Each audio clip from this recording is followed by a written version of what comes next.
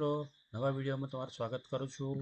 આજના વિડીયોમાં નવોદય વિદ્યાલયમાં વર્ષ 2025-26માં ફોર્મ ઓનલાઈન કઈ રીતે ભરવું ગુજરાતીમાં તમને આજના વિડીયોમાં બતાવવા માંગુ છું. તો મારી ચેનલ પર નવા હોય તો સબસ્ક્રાઈબ જરૂર કરી દેજો મિત્રો, શેર પણ કરજો. તો વિડીયો સ્ટાર્ટ કરશે. સૌથી પહેલાં આપણે ગૂગલ ઓપન કરીશું. ગૂગલ ઓપન કરીને મિત્રો અહીંયા સર્ચ બારમાં જઈને જવાહર નવોદય વિદ્યાલય આપણે ક્લિક કરીશું એટલે આ રીતનું પેજ ઓપન થશે. અહીંયા મિત્રો નવોદય વિદ્યાલય સમિતિ આ જે મેઇન પેજ છે એની પર આપણે ક્લિક કરીશું. ત્યારબાદ મિત્રો અહીંયા આ રીતનું પેજ ઓપન થાય છે અને અહીંયા ક્લિક કરીશું. Click hair the registration four class ધોરણ 5 જે પાસ કરેલા છે એ ધોરણ 6માં જવાહર નવોદયમાં જવા માંગતા વિદ્યાર્થીઓ માટે અહીંયા રજિસ્ટ્રેશન કરવાનું છે, એના પર આપણે ક્લિક કરીશું. ત્યાર પછી આ રીતનું પેજ ખુલશે મિત્રો. આ રીતના પેજ ખુલ્યા પછી અહીંયા તમારે ફોર્મ ભરવાનું છે. તો the candidate had the already the પાર્સન, તો અહીંયા વિદ્યાર્થી પાસ થયેલો છે અને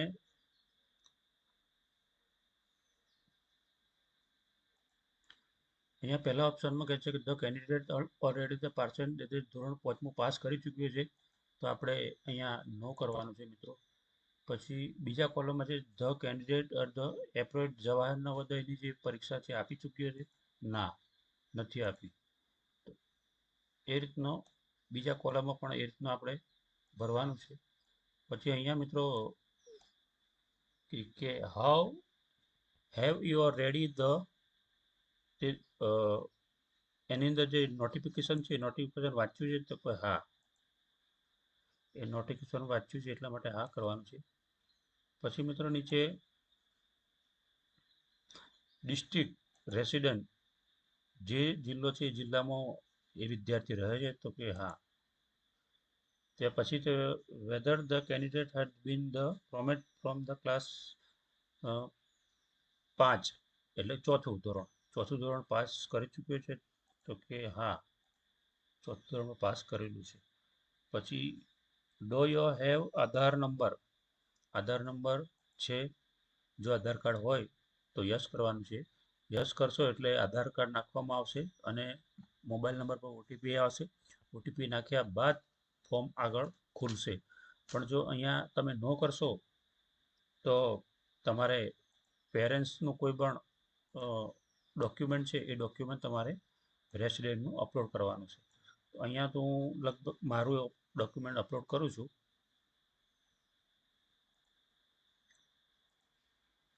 અહીંયા મિત્રો હું મારું આધાર કાર્ડ અપલોડ કરું છું. અહીંયા આધાર કાર્ડ અપલોડ થઈ ગયું. હવે સબમિટ કરીશું એટલે આ રીતનું ફોર્મ ખુલશે.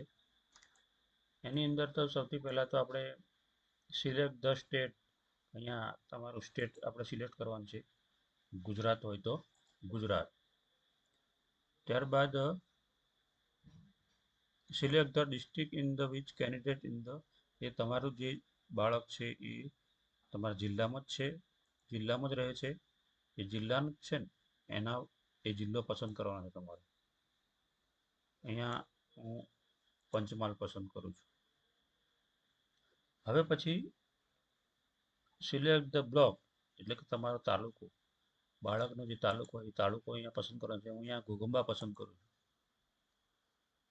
આ રીતના માહિતી તમારે ભરતું જવાનું. નેમ ઓફ ધ સ્કૂલ, એ બાળક જે સ્કૂલમાં છે એ સ્કૂલનું નામ તમારે લખવાનું છે. આ રીતનું કોઈ પણ સ્કૂલનું નામ લખવાનું છે. પછી બાળકનું ઉમેદવારનું નામ લખવાનું છે.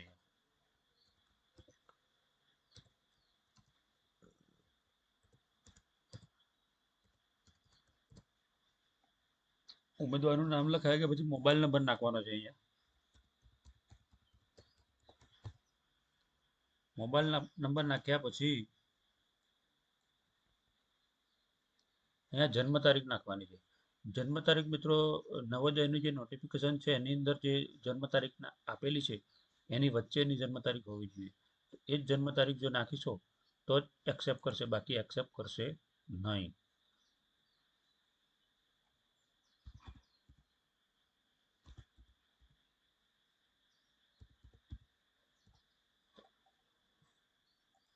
અહીંયા મેં જન્મ તારીખ નાખી અને ઈમેલ આઈડી છે, ઈમેલ આઈડી તમે નાખવા માંગતા તો નાખી શકો છો, બાકી છોડી દો તો ચાલશે.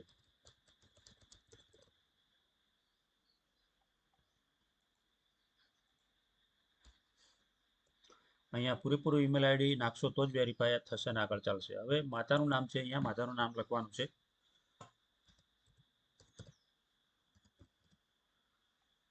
અહીંયા ફાધર નામ લખવાનું છે.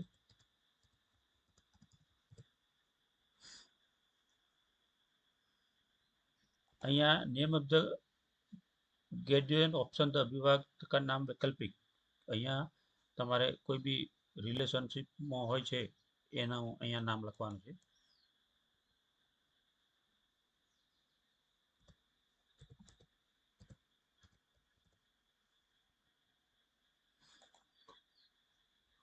એની સાથેનો સંબંધ છે કે તો માતા છે તો માતા લખવાનું છે અહીંયા, મધર.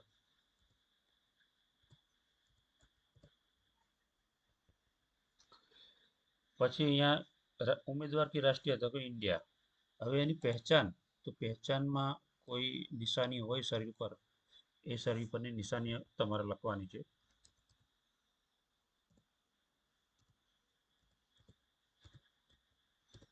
કોઈ પણ નિશાની હોય એ નિશાની તમારે લખવાની છે. અહીંયા જેન્ડરમાં તમારે પસંદ કરવાનું છે. મેલ હોય તો છોકરો હોય તો મેલ અને છોકરી હોય તો ફિમેલ. પછી અહીંયા કેટેગરી મિત્રો પસંદ કરવાની છે. એસસી એસટી ઓબીસી કોઈ બી કેટેગરી હોય તો એ કેટેગરી તમારે પસંદ કરવાની છે. હવે એડ્રેસ, અહીંયા તમારે એડ્રેસ બાળકનું નાખવાનું છે, શાળાનું તમારું કોઈ બી એડ્રેસ હોય એ, અને અહીંયા પિનકોડ તમારે નાખવાનો છે. આટલી વિગત ભર્યા પછી તમારે અહીંયા નીચે સિલેક્ટ કરવાનું છે કે તમે જે બાળક છે એ બાળક કઈ ભાષામાં પરીક્ષા આપવા માંગે છે. ગુજરાતી, હિન્દી, આપણે અહીંયા ગુજરાતીમાં છે એટલે ગુજરાતીમાં. પછી બીજી વિગત આગળ આપણે જઈએ તો વિકલાંગતા, અહીંયા નોંધ છે એમાં વિકલાંગતા નથી. પછી ધર્મ, ધર્મ તમારે અહીંયા આપણે હિન્દુ છે તો હિન્દુ કરવાનો છે. પછી આધાર નંબર, જે બાળકનો આધાર નંબર છે આધાર નંબર રાખવાનો છે. પછી પરમેનન્ટ એજ્યુકેશન નંબર, તો અહીંયા આપણે પેન નંબર છે U-પ્લસની અંદરથી જે પેન નંબર મળ્યો છે એ પેન નંબર તમે નાખી શકો છો. અપર આઈડી, અપર આઈડી જો બાળકનું બનાવ્યું છે તો એનો પણ અહીંયા નાખી શકો છો. ત્રણમાંથી કોઈ પણ એક વસ્તુ નાખી શકો છો. પછી અહીંયા ચલો હું આધાર નંબર નાખી દઉં છું અને પેન નંબર પણ 0 કરી દઉં છું. અહીંયા અપર આઈડી પણ 0 કરી દઉં છું. પછી અહીંયા માતાની વાર્ષિક આવક, માતા પિતાની, તેમાં તમે એની આવક હોય એ આવક તમે લખી શકો છો. હવે આગળ જોઈએ મિત્રો, વિડીયોને આપણે લાંબો તો નહીં કરીએ પણ ફટાફટ ભરી દઈશું. અહીંયા ગામનું નામ છે તો ગામનું નામ તમારે લખી દેવાનું છે. એ રીતનું અહીંયા દરેક કોલમમાં આ 3જા ધોરણનું છે, આ 4થા ધોરણનું છે, પછી આ 5મા ધોરણનું છે, ગામનું નામ લખી દેવાનું. અહીંયા સ્કૂલનું નામ તમે લખી શકો છો. કોઈ બી સ્કૂલનું હોય એ સ્કૂલનું નામ પણ લખી શકો છો. ત્રણેય કોલમમાં સ્કૂલના નામ સરખા આવવા જોઈએ.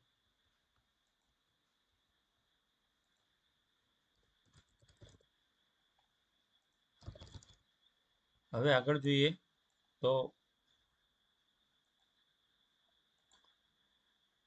અહીંયા મિત્રો સ્કૂલ કી સ્થિતિ, અહીંયા રૂરલ છે, ગામની અંદર સ્કૂલ છે તો આપણે રૂરલ પસંદ કરવાનું છે. પછી અહીંયા જે બીજા કોલમ છે ઓટોમેટિક ભરાઈને આવી જાય છે. અહીંયા જે પ્રવેશ છે એ પ્રવેશ જૂનમાં આવે છે મિત્રો, તો આપણે જૂન કરવાનો છે. અને પાસ થાય છે માર્ચમાં, અને ઓમ મેની અંદર પાસ થાય છે. અહીંયા જૂન કરી દેવાનું છે આપણે. બાળક ત્રીજા ચોથા ધોરણની અંદર જૂનમાં પ્રવેશ મેળવે છે અને મેની અંદર પાસ થાય છે.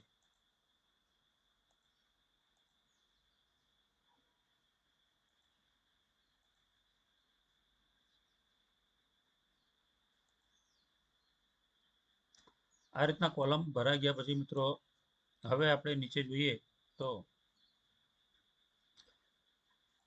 ઉમેદવારનો ફોટો અપલોડ કરવાનો છે મિત્રો. અહીંયા આપણે ઉમેદવારનો ફોટો તમારે આ રીતે અપલોડ કરી શકો છો. પછી અહીંયા છે ઉમેદવાર કે હસ્તાક્ષર એટલે કે સહી, સિગ્નેચર. બાળકની સિગ્નેચર પણ તમે અહીંયાથી અપલોડ કરી શકો છો. એ સિગ્નેચર અહીંયા 10 થી 100 કેબીમાં હોવી જોઈએ. પછી અહીંયા ઉમેદવારનો ફોટો પણ 10 થી 100 કેબીમાં હોવો જોઈએ. ત્યારબાદ મિત્રો આગળ માતા પિતાના હસ્તાક્ષર એટલે કે માતા પિતાની સિગ્નેચર અહીંયા આપણે અપલોડ કરવાની છે, એ પણ 10 થી 100 કેબીમાં. પછી જાતિ અંગેનું પ્રમાણપત્ર આ વખતે ફરજિયાત છે મિત્રો. SC ST OBC છે એ જાતિ અંગેનું પ્રમાણપત્ર ફરજિયાત અપલોડ કરવાનું છે. એ પ્રમાણપત્ર અપલોડ કર્યા બાદ અને સેવ કરવાનું છે. સેવ કર્યા બાદ તમારે એની પ્રિન્ટ લઈ લેવાની છે મિત્રો. તો વિડીયો સારો લાગ્યો તો સબસ્ક્રાઈબ જરૂર કરજો મિત્રો. લાઈક પણ કરજો, તમારા મિત્રને પણ મોકલજો. થેન્ક યુ, આભાર.